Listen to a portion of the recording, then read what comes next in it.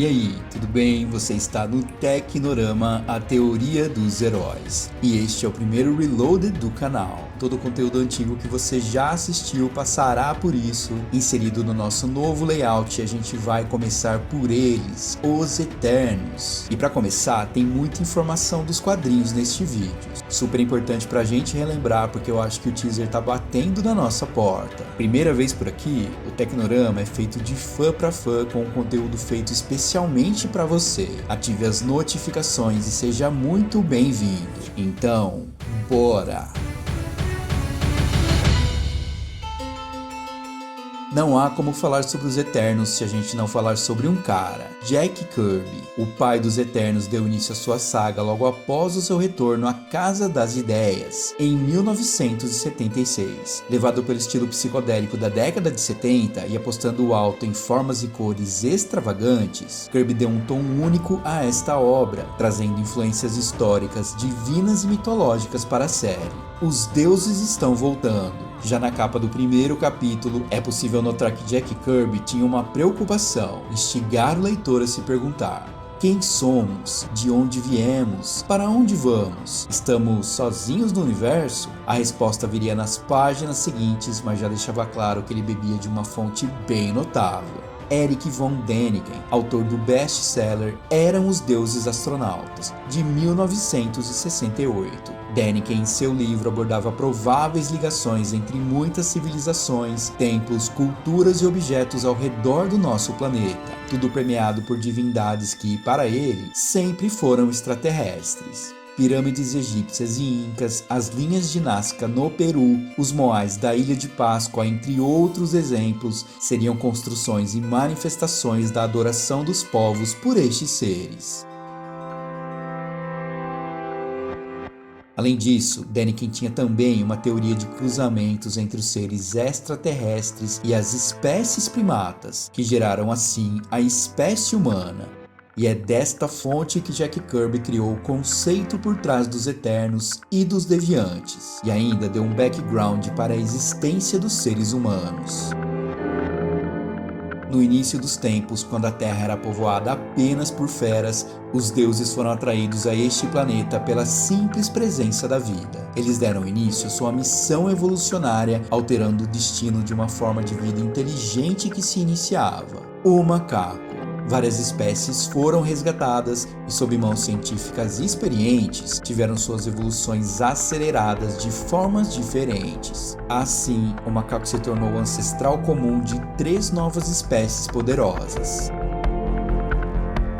Os Deviantes, Homo Descendens. Seres instáveis e destrutivos, de estrutura variável, a cada nova geração eles adquirem formas diferentes e o seu único propósito é a guerra. Os humanos, Homo erectus. De estrutura balanceada, vivem entre a guerra e a paz. Sua espécie foi destinada a povoar a Terra. Os Eternos, Homo immortalis. Mais deuses do que homens, deles é o universo. Eles são em um número pequeno e tão imunes ao tempo e à morte como os deuses, e os Eternos vivem separados dos outros seres vivos.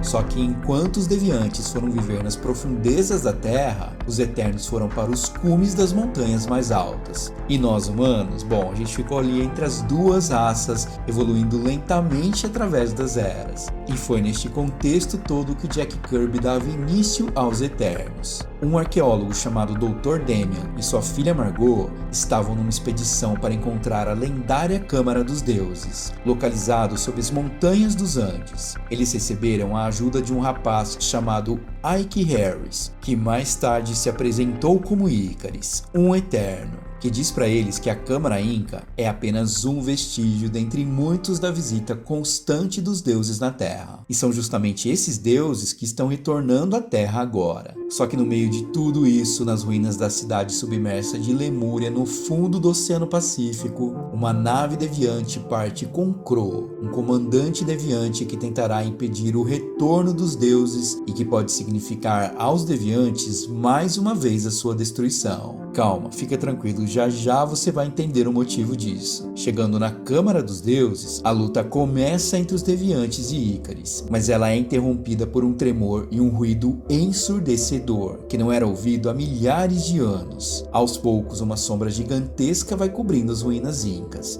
revelando uma nave gigantesca. E é agora que as peças encaixam. Crow revela que uma vez a sua raça desafiou os deuses e, sem sucesso, foram enviados para as profundezas da Terra, destinados à destruição e ao esquecimento. E é neste instante que um raio de energia é emitido da imensa nave em resposta ao desafio de Crow, obrigando ele a voltar para as ruínas de Lemúria. Neste momento, Ícaris explica para os humanos o verdadeiro motivo desse conflito, e Jack Kirby entra de vez no terreno divino dos Eternos, pois claramente ele cita que os deviantes são como demônios, vivendo nas profundezas e agindo nas sombras. Só que ele não para por aí não, ele vai muito além disso. Os deuses e nós, os Eternos, cometemos um erro no passado, deixando que eles fossem responsáveis por si mesmos. As criaturas conquistaram o mundo com suas armas complexas, ergueram suas cidades em continentes como a Lemúria e governaram como reis. Seus aviões e navios mantinham os mares limpos, destruindo qualquer um que tentasse navegá-los. Nessa época, os deviantes dominavam os humanos e os usavam como animais de carga. Sua tirania perdurou por séculos, até que numa das visitas à Terra, os deuses foram recebidos com hostilidade. Os deviantes, sempre arrogantes e cruéis, viram a presença dos deuses como um desafio ao seu império. Eles atacaram primeiro e falharam. Os deuses revidaram e os destruíram. A arma empregada no ataque era sem igual. Seu poder abalou o mundo e suas chamas transformaram os continentes em sóis flamejantes. Ventanias e tormentas de fogo varreram os dominadores das montanhas, e a Lemúria, junto com seus continentes irmãos, desapareceram do mapa. E nós, os Eternos, observávamos tudo do topo das montanhas mais altas, só que nada podíamos fazer. Eu cheguei até a conduzir uma grande arca de madeira para um lugar seguro, quando descobri que ela carregava humanos e animais selvagens. Eu fiz chegar até o topo de uma montanha e levitei até meu lar distante. Creio que os humanos me confundiram com uma espécie de pássaro. Pois é, tão cristalino como água, né? Jack Kirby enfatiza o poder divino de Ícaris quando cita que ele fez o papel de encontrar solo firme em meio ao dilúvio, numa clara referência à pomba branca que trouxe o ramo de oliveira, sinal de esperança que a passagem bíblica retrata. Só que aí no meio de tudo isso, Ícaris abre uma cripta na Câmara dos Deuses, revelando o eterno Ajak. E Ajak então abre a porta cósmica, que era uma versão inca de uma sala de controle espacial, iniciando assim a primeira comunicação direta com os deuses da nave. E é assim que aparece o primeiro celestial, Arishem, o líder da quarta expedição. Ele permanecerá durante 50 anos observando cada acontecimento do planeta. E então, no último dia, ele descerá de seu pedestal para decidir se a Terra vive ou morre. É bem trágico, né? Os outros celestiais então começam a montagem de uma base na estrutura inca, onde passam a trabalhar em experiências e estudos. A série de Kirby segue com o plano de Crow de hostilizar os deuses, fazendo com que os humanos voltem a ser seus escravos. Perguntado como isso seria possível, o comandante Crow diz que a única saída são os humanos sentirem medo. E é aí que Crow se transmuta e passa a possuir chifres, lembrando mais uma vez o papel deles como demônios. Em seguida, ele faz um ataque ao avião de Ícaris que estava com Margot, fazendo com que Ícaris tome uma atitude, voe até Nova York em busca de um amigo que poderia lhe ajudar. E esse amigo é ninguém menos que a eterna Cersei. E aí a gente vai para o quarto capítulo, intitulado A Noite dos Demônios. E aí fica claro que o plano inicial dos deviantes ia dar certo sim. O pânico toma conta da cidade com a invasão dos demônios. E após Ícaris ser abatido, Cersei não vê outra alternativa a não ser contactar Olímpia, a cidade dos Eternos.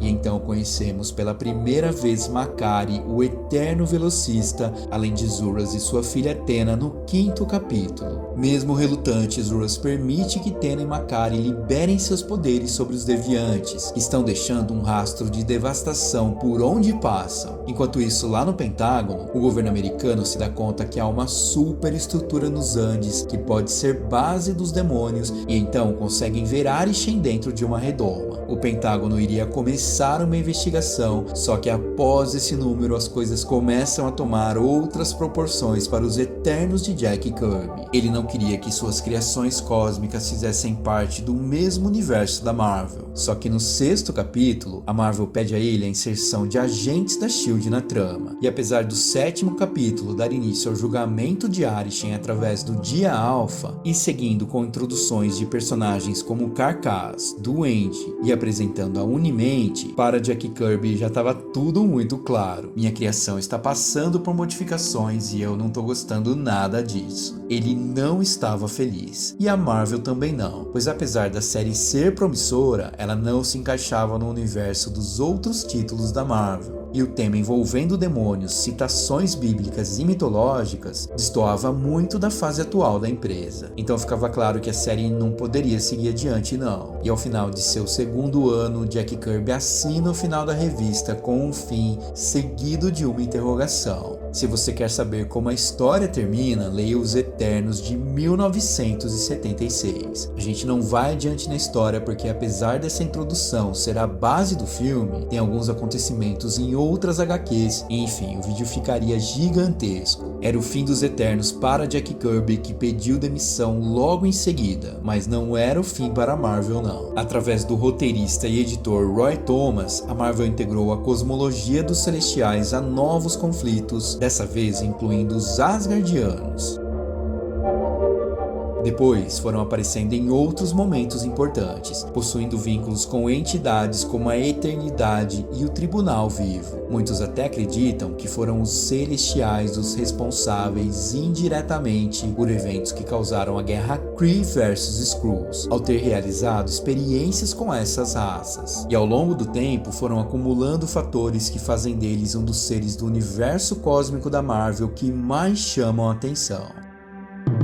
Só que o tempo passou, e em 1985, a Marvel lançou Os Eternos Volume 2, que prometia dar andamento na saga de Kirby, através do escritor Peter Gillis e do desenhista Sal Buscema. Mas a série também foi sofrendo mudanças ao longo do tempo, e a equipe de criação começou a se desmembrar lá na edição 9, na qual Walt Simonson substitui Gillis como escritor. O número 10 também perde Buscema, substituído por Kate Pollard.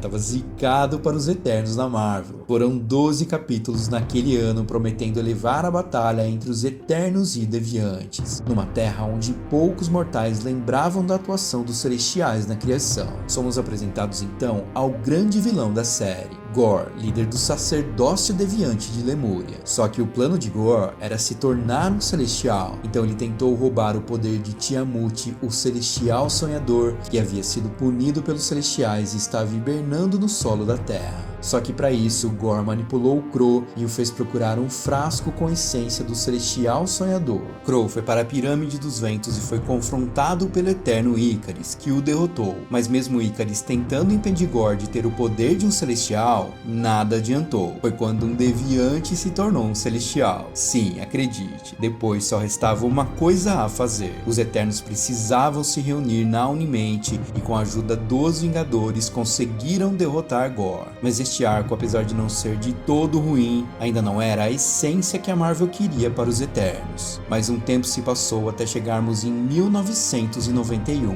A Marvel lança então Eternos, o Fator Herodes. Agora vai! Tá bom, vamos pular isso, faz de conta que não aconteceu. Mas aí chegaram os anos 2000 e a Marvel lançou finalmente os Novos Eternos, Apocalipse. Tá, tudo bem, vamos pular isso. Corta, não dá pra falar dessa HQ. E aí veio 2003. Será que enfim a gente tem alguma coisa boa? A Marvel lançou Os Eternos para maiores de 18 anos com o selo Max, cheia de violência e sexo. Quer um resumo? Bom, isso não vai rolar aqui no canal não. Se você quiser ler, tudo bem, vai em frente. Sabe por quê? Isso não vai rolar no MCU. O ano é 2006. Calma, fica tranquilo. Este é o ponto alto dos Eternos nas HQs e é a partir de agora que conhecemos um pouquinho mais sobre o roteiro do filme da Marvel. A graphic novel roteirizada por Neil Gaiman e desenhada por John Romita Jr. coloca tudo em seus devidos lugares e finalmente respeita a criação de Jack Kirby. E você acompanha ela na íntegra a partir de agora.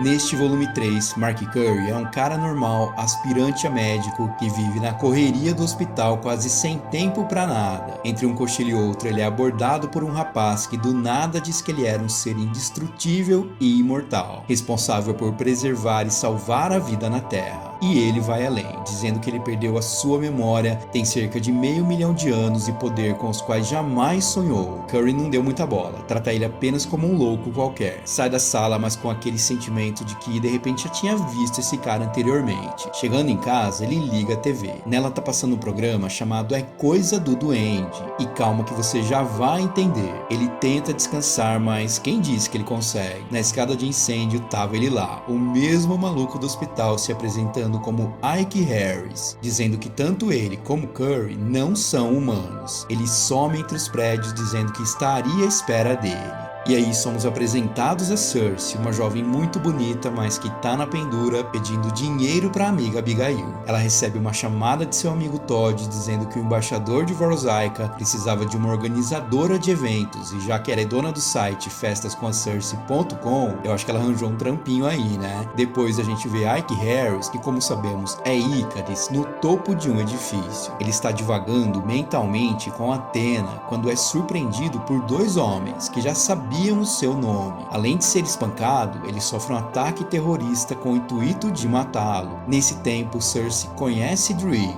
o embaixador de Vorosaica, uma das antigas repúblicas soviéticas. Druig quer dar uma festa para grandes nomes de Nova York, a fim de tornar Vorosaica um polo turístico e científico. Só que Druig faz isso à sombra de Moscou, ou seja, a capital não pode em hipótese alguma saber dessa festa. E depois a gente volta ao hospital lá com Curry, atendendo justamente Icarus, que era para ter morrido naquela explosão. E logo depois temos o primeiro contato com Athena na Terra. Seu marido ao telefone diz que receberam um convite para uma festa que ela prontamente aceita, mas é interrompida por Tony Stark. Sim, Athena trabalha nas indústrias Stark e é responsável por criar uma bomba de luz capaz de causar cegueira temporária ao inimigo. De volta ao hospital, Curry aceita ouvir Icarus. Mesmo sem lembrar de tudo, ele tenta. Diz que os Celestiais foram responsáveis por semear a vida na Terra, e isso inclui até os dinossauros. Eles chegaram a 500 mil de anos, escolheram antigos hominídeos e mesmo sabendo que eles eram inferiores em inteligência, eles viram o potencial futuro da espécie e souberam no que um dia eles se transformariam. E após dizer que os Celestiais criam máquinas usando simples rochas, ele cita que seu amigo Ajak podia conversar com os deuses diretamente, pois este era o seu dom, como o dom de Curry era a super velocidade. Ajak passou séculos tentando descobrir como as máquinas funcionavam. Dizia que eram como nanocircuitos, só que ao contrário, macrocircuitos, enormes rochas que faziam pura magia.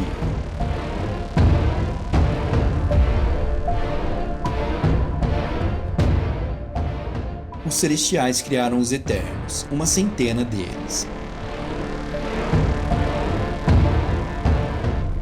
Mas também criaram os Deviantes, cada qual diferente de si, mas com atributo e forma diferente. Eles fugiram de controle, multiplicaram-se feito coelhos e dominaram o mundo, tornando o homem seu escravo. Só que os Deviantes queriam mais. Começaram a dissecar os Eternos que capturavam para tentar entender como eles funcionavam. Os Eternos não foram criados para a guerra, mas foram obrigados a aprender a lutar. E no fim das contas, Icarus diz que eles foram feitos exatamente para isso. E no meio disso tudo, Curry tá super cético e ele pergunta: você tá me dizendo que 100 pessoas atacaram milhões? Isso não é uma luta, é um massacre. No que Icaris diz: bom, torna-se uma luta quando os 100 não podem ser mortos, mas não havia outra maneira da guerra acabar se eles não chamassem os Celestiais.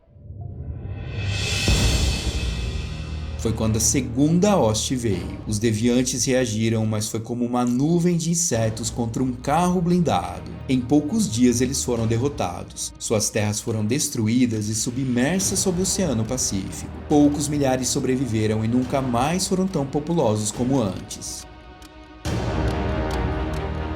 Em seguida, a gente vê um pouco da atuação dos Eternos durante as eras na Terra, seja em tribos no começo da civilização ou no Egito. Icaris finaliza com a citação à série de 1975, que há 30 anos atrás os Celestiais voltaram para julgar a humanidade. E Curry, bom, ele ainda continua cético. Só que ele é induzido a sedar Icaris, que antes disso comenta que o Duende da TV também é um Eterno. Mas com sedativo, Icaris apaga, e ele é levado pelos dois caras lá do atentado, lembra deles? Então, eles levam Icaris embora e mantêm ele dentro de um tanque submerso. E aí a gente corta para Curry, que tá super intrigado com tudo aquilo e andando pelas ruas. Nisso vem um estalo, ele quase é atropelado e não sabe como conseguiu desviar do carro. É meio estranho, né? Ele para numa cafeteria e acaba conhecendo Cersei, numa daquelas cenas clichês que você já conhece. Dois Eternos na mesma cafeteria. Coincidência? Tá bom, sei. Ela diz pra ele que tem a impressão de conhecê-lo há uma eternidade e acaba convidando Curry para a sua festa. Simples assim. Estamos começando a ver as primeiras conexões entre os Eternos. Em seguida, a gente vai para um estúdio de TV, onde do lado de fora tem esse cara da limpeza aqui. Guarda essa informação que daqui a pouco você vai entender. Dentro do estúdio tem um repórter do The New York Times entrevistando o Duende, que é um garoto super novo, extrovertido, que tem um programa de sucesso na TV. Só que o repórter insiste em perguntas pessoais, mas o Duende não quer saber muito não, principalmente quando se trata de seus pais. Sua empresária acaba interrompendo a entrevista e Duende sai para suas gravações. Do lado de fora, o cara da limpeza continua por lá. E aí a gente volta ao hospital quando Mark Curry é suspenso de seu estágio, porque ele entregou Icaris, que era seu paciente, a pessoas desconhecidas. Bom, nada mais justo, né? Depois de ser liberado pela polícia e falando consigo mesmo, ele admite que muitas coisas que Icaris disse, ele já havia sonhado, e ele finalmente estava começando a acreditar no Eterno. Andando pelas ruas com sua amiga Abigail, Cersei comenta sobre o rapaz que havia conhecido e diz que convidou ele para a festa. Só que atrás dela, um sujeito diz: levaram embora, tudo um. Esse cara é meio louco, né? Mas calma que você já vai entender. Curry, em seu apartamento, tem visões de Icaris pedindo ajuda. Makkari, salve-me. E ele então parte para a festa de Cersei. Tenna chega com seu marido e Cersei diz para Curry que ele precisa fingir que entende de política internacional. E convenhamos, uma má ideia para quem é aspirante a médico. O alto escalão de Nova York estava em peso nessa festa, e depois sabemos o verdadeiro motivo que Druig, o embaixador de Vorosaica, estava planejando. Só que nisso tudo, o marido de Tenna tinha bebido demais e precisava ir ao banheiro. E aí, bêbado, você já viu, entrou na porta errada e deu de cara com eles. Tiros são ouvidos. Cersei diz que os fogos dispararam antes do tempo, só que ela é interrompida pelos terroristas que fazem todos como reféns. Enquanto isso, Icaris acorda e diz que precisa ajudá-los, só que sua condição não tá nada boa, sua tortura atinge níveis altíssimos. Ele pergunta quem são esses dois caras e para quem eles trabalham, e eles dizem que são humanitários, e em seguida uma rajada de energia destrói o Eterno. De volta à festa, Curry tenta tranquilizar Cersei. Os dois conversam através do pensamento e Curry se pergunta: ué, o que tá vendo comigo? O helicóptero pousa. Um deles diz para reunir todos os cientistas e matar todo o resto. Mas e quanto a Druig? Ele diz: você me ouviu. Reúnam todos os cientistas e matem todos os outros. Os cientistas começam a sair. Curry diz para Cersei que a ama mesmo sem entender o motivo. E aí Druig diz: não, peraí, tá tudo errado. Era apenas para sermos mantidos como reféns. Mas eles disparam. E nisso, para Makkari, o eterno velocista, o tempo para. e ele finalmente se vê com a armadura e tudo. Ele não poderia mover as pessoas das trajetórias das balas, pois isso iria matá-las. Como alternativa, ele pega um vaso de metal e recolhe todas as balas disparadas dentro dele. Você tá achando estranho? Mas não é. Lembre-se, o tempo parou para Makkari. Ele arranca todas as metralhadoras dos terroristas e guarda elas num cofre. Ele imaginou que quando o tempo começasse a andar, as metralhadoras iriam ter muita energia cinética para expelir, mas sem controle do tempo, ele literalmente atropela os terroristas. É quando o Homem de Ferro chega, perguntando sobre o que havia acontecido, mas o helicóptero já estava fora de alcance. Druig, Tena e os cientistas já não estavam mais lá. Homem de Ferro pede para falar com Cersei. Curry aparece dizendo sobre tudo o que rolou na festa para o menino Duende, dizendo que Ikaris havia lhe dito que ele também era um Eterno. E Duende diz que o que mais lhe intrigavam eram os médicos que levaram Ikaris. E eles voltam a aparecer. Um deles diz: a religião é o que nos separa dos animais. A fé em entidades mais elevadas. A crença de que alguém maior do que nós zela pelas nossas vidas. E eu sei no que você está pensando. Se não fizermos nossas preces hoje, quem vai saber? Nós vamos saber, meu amigo. Contemplamos o altar nus de acordo com os costumes do nosso povo. A leitura desta noite é do 3º capítulo, o livro de Krask. E quando a segunda expedição chegou, houve chamas no céu e grande destruição. Então, o Ser Dourado, o maior de todos os celestiais, aquele que criou o povo mutável na aurora dos tempos, ergueu-se contra seus companheiros. Deixai meu povo em paz, disse ele, pois não lhes dei o domínio sobre a terra e sobre tudo que há sobre ela. Todavia, os outros celestiais voltaram-se contra ele e o enganaram. Juraram que deixariam o povo mutável em paz. Eram todos perjuros e assim está escrito. O juramento de um celestial escrito nos ventos do espaço. Ele irradiava como o sol, mas depois que os outros o traíram, tornou-se mais negro que o alcatrão. Enterraram-no uma vez que não poderiam matá-lo. Sob a terra jaz o nosso mestre, sonhando. No entanto, tudo muda, e ele há de se erguer como um dia nós também estamos destinados. Somos o povo mutável, amaldiçoamos os celestiais que nos dispersaram e oramos para aquele que dorme nas trevas a fim de que nos preserve e nos guarde até o fim do mundo. E nesta primeira aparição dos Deviantes, fica claro que o tom religioso também está presente na obra de Neil Gaiman, só que dessa vez envolvendo um fato que a gente vai entrar daqui a pouquinho. Chateada com tudo que rolou na festa, Cersei quer distância de sua amiga Abigail. Ela lembra da conversa reservada que teve com o Homem de Ferro, onde ele diz que ela já foi uma vingadora e que ela não pode ficar neutra para sempre. Cersei não se lembra de absolutamente nada, e depois acaba perguntando para sua amiga: e se eu for mesmo uma aberração? Depois, ficamos sabendo que Druig saiu da festa sem ninguém ter notado, pois ele decidiu que ninguém o veria. Ele diz para o seu ex-parceiro, Prickish, que ele o traiu, e pergunta para quem ele trabalha. Com a negação e com uma arma apontada para ele, Druig faz ele se lembrar de algo que marcou a sua infância, e assim ele acaba sucumbindo a este poder de persuasão de Druig, que entrando no íntimo de cada pessoa, acaba atingindo seu ponto mais fraco. Os cientistas estão na Fortaleza D, o antigo farol. Tena é mantida refém, mas por pouco tempo. Enquanto isso, na Torre Stark, Homem de Ferro procura por registro de Cersei, mas não encontra absolutamente nada sobre ela. Ele recebe uma chamada de Tena e parte em busca dela. Chegando lá, ele consegue libertá-la, e a única coisa que Tena quer é ir para casa encontrar o seu filho. Cortamos para a Antártida. Entre as rochas, Ikaris se prepara para ser reativado.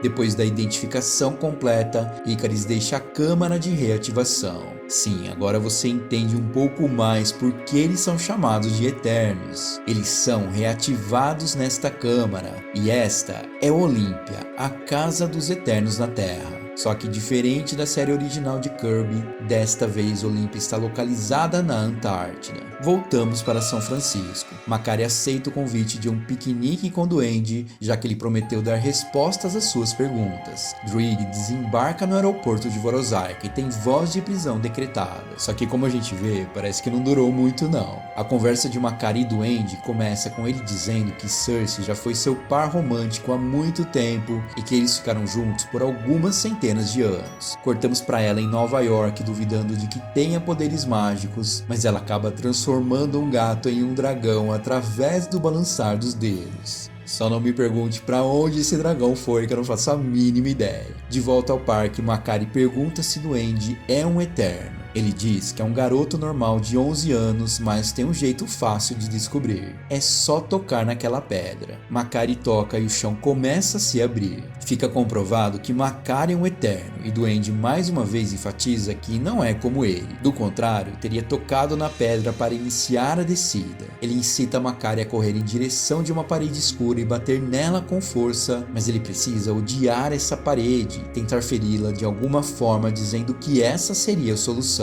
Com ele, nada acontece. Já com Makari,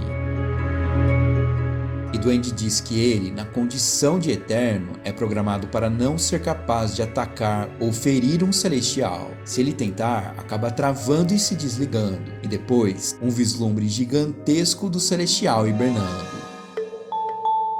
E nisso tudo, Icaris é atormentado pelo sistema de reativação e pede para reconstruir sua anatomia espiritual que estava danificada. É quando ele finalmente redobra a consciência, pede um relatório completo da situação e sai em carga total de Olímpia. Voltamos para Duende, que faz um flashback contando como era a relação de Makari com Cersei, e ele ainda diz que ela já tinha tido relações sexuais com todos os Eternos, menos com ele. Que claro, ainda era uma criança. Duende teve 11 anos durante 1 milhão de anos. E convenhamos, ele já estava de saco cheio disso. Ele se pergunta qual mente celestial distorcida teria decidido que apenas um dos Eternos não cresceria. Pensa na frustração do garoto. E nisso ele revela que agora é um mortal, e que aquela era a prisão do Celestial Sonhador. Mesmo sem saber o que o Celestial havia feito, revela que coisa boa não era. Afinal, ele havia sido aprisionado na Terra. Nisso ele diz que há mais de 100 anos, naquela mesma área, um grande terremoto aconteceu. Para iniciar os reparos, os Eternos formaram a Unimente, mesclando suas consciências para tentar entender a tecnologia celestial. Foi quando o Duende sentiu de perto a mente do Celestial Sonhador, fonte de imenso poder. E ele estava cansado de ser um garotinho. E nisso, ele revela que seu maior poder era a ilusão. E cansado de sua situação imortal, começou a criar ilusões aos Eternos. Dominou Zuras, o mais poderoso dos Eternos, e a Jaqen, o único que poderia falar com um Celestial. E assim provocou uma ilusão de que eles eram levados por um Celestial e de que ele era apenas um garotinho acompanhando o avanço. Então eles desceram até a prisão do Celestial, formaram uma Unimente energizada por ele, amplificando tudo que eu poderia fazer naturalmente. Era Duende finalmente manipulando a realidade. Quando ele terminou, ele tinha alterado muitas coisas. Não existia mais nenhum Eterno na Terra, apenas mais 100 idiotas vagando pelo mundo. Duende já sabia o que queria ser, um astro de cinema do rock e da TV. E agora, completamente mortal, ele se vê maravilhado com a possibilidade de morrer de verdade. E ainda completa dizendo que todos os Eternos deveriam agradecer a ele por ter lhes dado humanidade. Um garoto de 11 anos em 1 milhão de anos, corrompido pela ideia da morte. Cortamos para New Jersey. Tena está em sua casa sonhando com uma horda de deviantes. Nada é possível pará-la. É um verdadeiro massacre deviante. Ela acorda com seu filho assustado e, ao olhar para si, está de armadura completinha. Tena sabe o que isso significa. Ela acordou, e então Icaris aparece, dizendo que eles vão despertar o Celestial Sonhador e que eles precisam salvar o mundo. E aí a gente volta para o parque, porque tem 2 deviantes que aguardam a passagem de Duende. Seus seguranças tentam impedir que ele seja capturado, mas tudo é em vão. Do outro lado do país, nos becos de Manhattan, vimos o cara da limpeza do começo do vídeo, lembra dele? Ele está em contato com o sujeito louco que gritava todos um, todos um. O cara da limpeza é a Jaqen, o único Eterno capaz de falar com os Celestiais. E o louco é ninguém menos que Zuras, o primeiro e mais sábio dos Eternos. A Jaqen precisa libertar Zuras da ilusão que Duende aplicou em todos os Eternos, e ele diz que se o Celestial Sonhador acordar, a Horda virá, acabando com toda a vida na Terra. é quando Zuras retoma seu estado de consciência. Em Vorozaica, Druig quer lealdade de seus amigos, citando que já foi traído por algum deles. E através de sua persuasão, ele não precisa nem agir com as mãos, apenas com os olhos e com a mente. Abaixo do parque, Makari sofre com a energia do Celestial e os deviantes o prendem. Citam que eles foram plantados pelos Celestiais e quando chegou a segunda hoste, os Celestiais os devoraram literalmente. Nós éramos o alimento dos deuses. As almas do povo mutável são uma iguaria para os Celestiais. E mesmo assim, um deles se manifestou contra tudo isso. Um deles se opôs e disse basta. Por isso, ele foi aprisionado aqui na Terra. Sim, o Celestial Sonhador, condenado a dormir nas trevas por toda a eternidade. Seu invólucro foi enegrecido para que energia alguma pudesse entrar ou sair. Por isso, ele está totalmente escuro. E então, com uma rocha na mão, ele diz que tudo que os Celestiais deixam atrás de si tem uma chave. E as chaves são os Eternos. Manhattan novamente. Ikaris, Tena e seu filho chegam para falar com Cersei. Eles tentam explicar que ela é uma transformadora e Ikaris a convence a entrar em sua mente. Eles somem logo em seguida. Momentos depois, a Jaque e Zuras aparecem. E eles precisavam de Cersei, que é uma transformadora. Mas sem a Cersei por perto, eles partem em busca de Druig, que também é um transformador. Ikaris viaja em uma plataforma com eles e Cersei pergunta como isso é capaz de voar. Ikaris responde que é através da mente dele, mas mesmo com tantos acontecimentos, Cersei continua sem lembrar de nada. Druig recebe Zuras e a Jaque e promete ajudar eles com um preço. Nenhum Eterno vai fazer nada contra ele e seu país. Vorozaica. E Zuras tem escolha? Não. Então eles acabam aceitando. E aí a gente corta para a Torre dos Vingadores em Nova York. Atividade sísmica detectada por Hank Pym. Janet chama Tony Stark. Com o duende sequestrado, os deviantes dizem que sacrificariam sua vida pelo Celestial Sonhador. E então eles começam a orar. Estava começando. A terra se abre e o revela. Gigante e monstruoso, enterrado na terra pelos próprios celestiais. E quando o sol nascer, o sonhador acordará. E antes da alvorada, centenas de pessoas começam a falar sozinhas. Antes do tempo e do universo, eu existo. Antes das estrelas e dos mundos, eu existo. Antes de haver vida, antes de haver trevas, eu existo. Eu, o mais sábio e iluminado, o mais elevado dos mais elevados. Minha essência, a mais poderosa. Meu revestimento, dourado, dourado. Quando eu falei, os mundos ficaram atentos. E quando me calei, os ventos solares não sopraram, temerosos de perturbar meus pensamentos. Eu os criei. Estrelas, mundos, nuvens de poeira que rodopiaram e se extraíram de matéria negra visível apenas além dos limites do conhecido. Eu criei a vida dos tijolos da vida e tomei a vida. Este pequeno planeta circunda seu pequeno sol, momento após momento, e as estações mudam, o mundo muda, e eu aguardei nas trevas por 500 mil de translações. E sonhei. Sonhei sonhos notáveis, mas agora o sonho acabou. Mais uma vez, como antes, como sempre, eu existo. Convenhamos, é bem profunda essa fala do Celestial, né? E a ideia inicial de Ikaris era que eles descessem e formassem uma unimente, impedindo o Celestial Sonhador de acordar. Só que após um estrondo, eles caem. Em terra, eles encontram Makari com pedras abaixo de sua cabeça. Então os deviantes prendem Ikaris e Tena, mas Ikaris com um raio ocular acaba matando um deles. E então aparece a cidade submersa de Lemúria. Eles oram pelo Celestial Sonhador esperando o seu despertar.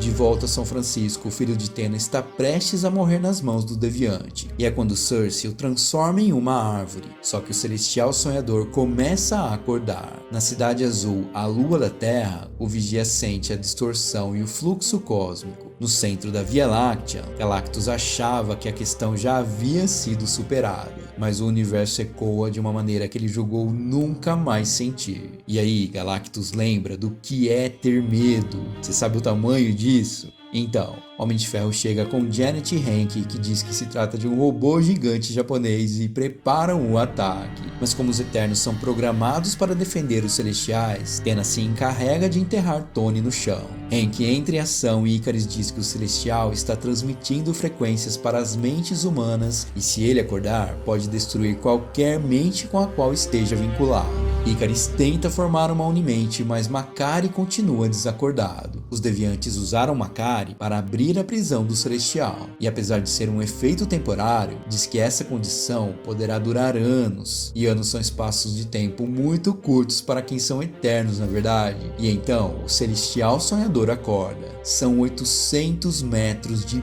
pura ignorância.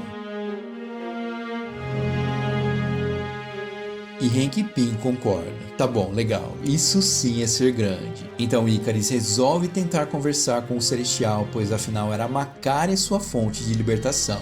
E aí surgem Zuras, Druig e Ajak. E Ajak propõe reconstruir o passado, desfazendo toda a obra do Duende. Mas o único eterno pleno aqui é Ikaris. Apenas ele está liberto disso tudo. Todo o resto ainda está sob efeito da manipulação do garoto. Não havia como alterar o passado. E é nisso que os 5 Eternos decidem formar a Unimente.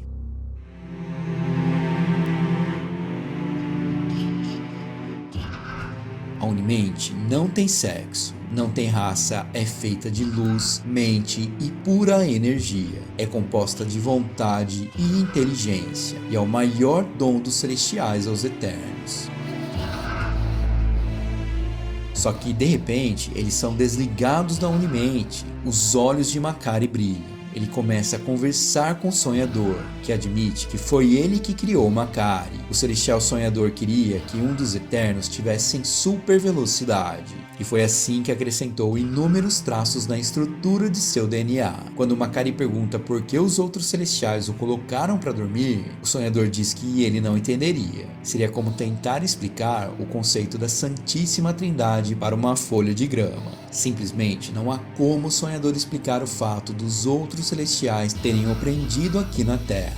Em seguida, ele diz que os deviantes usarão Makkari para despertá-lo, e ao acordar, ele exterminaria a Terra e tudo que caminha sobre ela através da Horda. É quando Makkari pergunta se a Horda são os outros Celestiais. Não, não são. São os gafanhotos do universo. Se os Celestiais são instrumentos da criação, a Horda é usada como instrumento de destruição. E então ele designa Makkari a entregar uma mensagem. Diga a todos que estou desperto, vivo, monitorando, e que eu observarei e ouvirei, e que, assim que tiver visto o suficiente, julgarei. E quando cair a derradeira sombra, eu pronunciarei meu veredito. Makkari volta consciente, e agora ele já está com seu traje, e pede para Cersei reverter a transformação da árvore em deviante e trazer de volta o deviante morto por Ikaris. Homem de Ferro quer enfrentar o Celestial, mas Makkari o impede. Ele vai continuar no parque e não será perturbado por ninguém de vocês. Mas Homem de Ferro pergunta, afinal, quem são vocês? Zuras responde, somos os Eternos. Somos a corte de última instância da humanidade e de tudo que vive na Terra. O tempo passa. A população do mundo inteiro fica abismada com o robô gigante. E Makkari continua sua conexão com o Sonhador. Os Eternos estão de volta a Olímpia. Ajak diz para Zuras que não é crime mudar de ideia em relação a Druig e que o mundo mudou desde então. O mundo mudou, é verdade, mas Zuras não. Ele não quer interferir com Druig, que agora governa Vorosaica e, segundo Ajak, aspira a conquistar o mundo. Zuras concorda que Druig sempre fez isso e Ikaris, que é o seu primo, revela que sempre frustrou as intenções de Druig. Mas Zuras diz que todos irão obedecer a sua ordem. Ninguém mexe com Druig. De repente, o sistema de inteligência de Olímpia dá um alerta. Um exército se aproximava e Ajak diz que é coisa de Druig. Mas ele aparece e diz, Ajak, você é um idiota e o rei dos dramalhões. Por que eu enviaria um exército pra cá? Do lado de fora, um exército deviante gigante os aguarda. Saiam e nos enfrente, o mundo será nosso outra vez. E este era o exército de Krá, e eram 6.000 deviantes contra apenas 4 Eternos. Druig diz que não incinerava deviantes há muito tempo, mas Zuras diz que não haveria batalha alguma. Era uma tolice, este é o lugar mais seguro do planeta e o frio daria conta da maioria deles. Enquanto isso, Cersei tem um jantar com Tony Stark e revela que ele e Zuras chegaram a um acordo. Ele e os Vingadores não precisam se enfrentar. Os Eternos não querem briga. Eles estão aqui desde a aurora dos tempos. Eles preservam a vida na Terra até que os Celestiais decidam quando é o fim dela. E como acordo, Zuras diz que eles voltarão para Olímpia, encontrarão os Eternos desaparecidos e repararão os estragos que Duende causou. Proteger, preservar, reparar. Acordo feito. Só que nisso, Tony tenta lembrar Cersei de que ela já foi uma Vingadora. Pede para ela voltar, mas ela não quer saber disso não. Irritada, ela deixa o jantar. De volta à Antártida, Zuras deixa a cargo de Makkari a solução. Ele não fica pra ver não, pois precisa tratar de um assunto de maior importância. Druig se rebela, diz que é importante e que ninguém diz a ele o que ele pode fazer ou não. E assim ele começa a incinerar os deviantes. Makkari adverte, mas é tarde demais. Cortamos para Duende, que está num trem viajando sozinho. Zuras o surpreende. É difícil ser uma criança em fuga, não é, Duende? Ele diz que não está fugindo, que agora é apenas um humano. Zuras confessa que ele destruiu os Eternos e quase destruiu o mundo com seu plano. Zuras pergunta se a mortalidade era tão atraente assim. Duende diz que sim, era atraente. Ele não aguentava mais ter 11 anos. Zuras diz que ele sempre gostou do garoto. Inteligente, engraçado e sempre imprevisível. Só que a jornada dele havia chegado ao fim. Zuras o abraça e mata o Duende.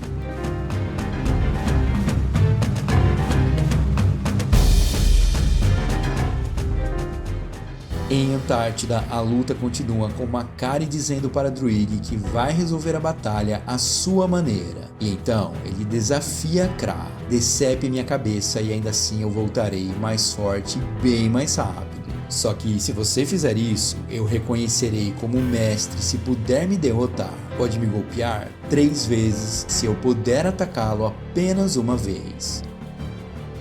1, 2, 3. E aí chega a vez do golpe de Makkari e ele se ajoelha. Este é o seu golpe. Krah, leve minha cabeça como troféu. Só que aí Krah pergunta se é verdade que ele é possuído pelo espírito do sonhador. Makkari diz que ele é como ele o vê. E aí Krah diz que é uma canção dos deviantes chamada Assina de Skadrash. Todos que o amam hão de odiá-lo. Todos que o reverenciam hão de detestá-lo. Se você, Skadrash, o celestial sonhador, não posso enfrentá-lo.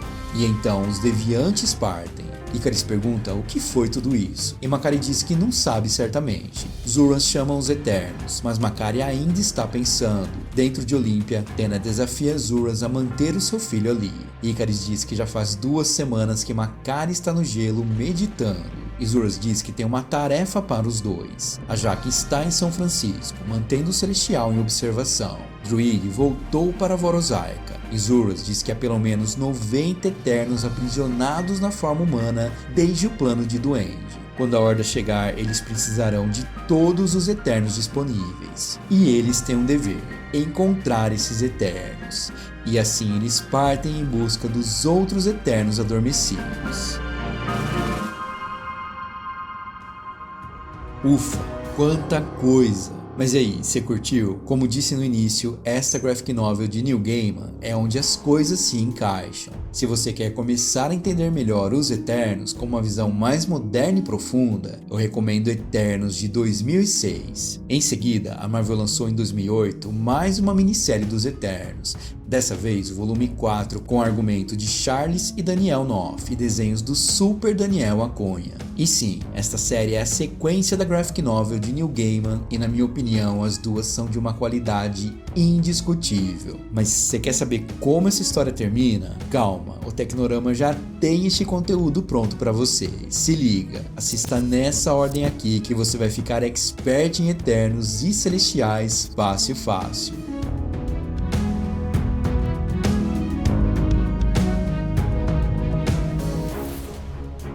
Sim, este vídeo ficou gigante, mesmo sendo um reload, mas não tinha como tirar todo esse conteúdo. É bom pra vocês separar o joio do trigo. Tem muita coisa que eu não sei se vale a pena ler, mas enfim, fica a cargo de vocês aí. Esse vídeo era necessário pra gente colocar todo o conteúdo antigo nessa nova identidade do canal. E a gente ainda vai falar muito sobre Eternos por aqui. Este é o Tecnorama, a teoria dos heróis. E eu fico por aqui. Um abraço, até mais.